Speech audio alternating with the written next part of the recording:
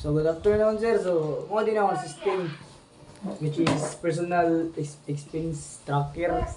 Then ang iyang purpose sa akong system guys is to help users record, manage and monitor their daily expenses in a simple and organized way. So napasabot nga tanan nimong gigasto, ma-track nimo everyday, ma-organize, makabaw ka kung sige pang gasto nimo, pila gipang gasto, at least maka-aware ka sa mga kulinon kung sige mga gipang gasto nimo.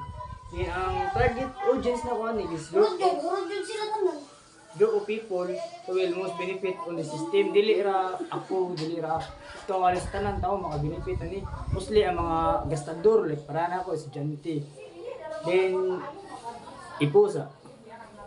Kung mao na example ito itong answer sa atong expenses. For example, ako ni add expense ko.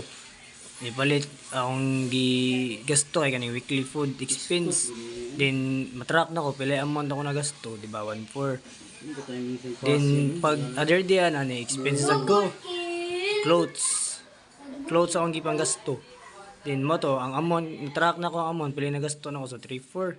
So kanan duha para matrack na nimo pila total sa nagasto nimo tanan imo nang kani all expense kani matrack nimo sige pang gasto nimo din makita ang date kanus ani mo gigasto o di ba so 1/4 3/4 ang total tanan sa ako nagasto kay 4/8 so dako jo kay tabang akong system sir para naton tanan kay lisod ra pangitao ng kwarta ya dali ra na to magasto. So, di ba kung nakakay nani nga system, at least nakay awareness sa gipang gasto nimo. Kabaw ka pilay total. At least kabaw ka imong kwarta ba asa padung, asa ni padpad.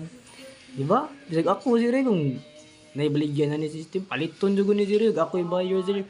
Nalabi gastador gyud pagkatao. So, mo ta sir, thank you.